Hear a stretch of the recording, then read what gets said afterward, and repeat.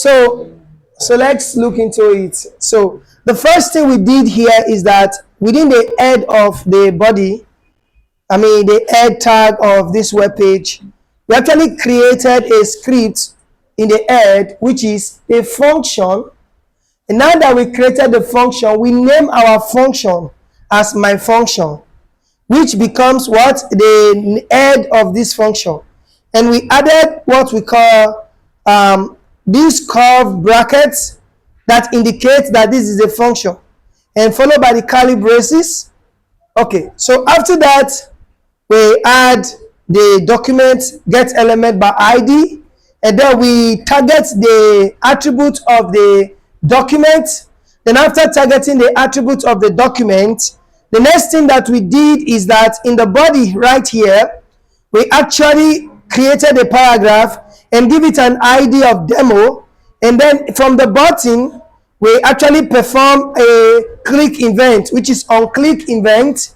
And then in that on click event, we actually call the functions. So that means whenever the button is clicked, it triggers the JavaScript function from the head and it starts interacting within the body. Are you getting the point now? So what we're going to do now is that we're going to run this in our live server, open and run it on the live server. So when I click this, you see it's still functioning. So okay, so we'll do it again. Click is functioning. So when you click this button, it changes the value in that paragraph elements. Okay, so that is it. So you can declare a function here and make use of that function. And one good thing you need to know about the function is that the function is not going to work until you call a function. So it is really a good practice to start using function in your programming, because if you don't use functions in your programming, you will just be writing a procedural programming, and in that case it will be very difficult for your code to be maintained. Now, one of the easiest way and one of the reasons why we have to use function in our project is because we can keep calling that function, maybe because we want to reuse the function. Are you hearing me now? So now let's look at, we've talked about JavaScript inside the body. And now we can put JavaScript inside the body, like that functions that are actually created just now. I can move this entire script from the head here, cut it from here. And then within the body down here, I can put it here.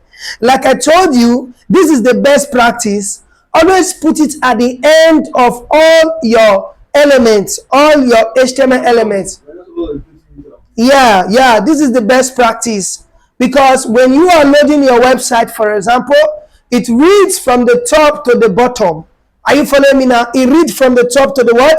To the bottom. So now that we've done this, let's also run this code again and see if it's going to work. It still works. So the idea is this: pass your JavaScript at the down of your web page within the document. Okay, so these are the three methods. So you can either declare your function inside the head of your HTML, or you can declare it at the bottom, okay, or you can put it within your the body. So that is it. So very simple and very okay. Now the last thing I want to talk about is using JavaScript externally, like using JavaScript externally. And this is one of the best practice I always teach people, and that is what I want you guys to also be doing. So I'm going to come here and select all of these, delete everything from here. Within the body here, I'm going to say script. Now in this script, I don't need to put anything in this script. I will go to this part here. Let me create a JavaScript file. So let me create a folder for that. So I want to create a separate folder that is going to hold all of that. Or for now, let's just keep it simple. So I'm going to say my script.js. My script.js. So once you create a file as my script.js, now that script.js, inside the script tag here, we will need to source it from that JavaScript that we just created, that my script.js. So I'm going to do sroc. Then if I do sroc, it means we are sourcing another file to connect with this document file. So I'm going to say my script.js. Now once we connect it like this, If you see most websites you see out there, this is how it's being done.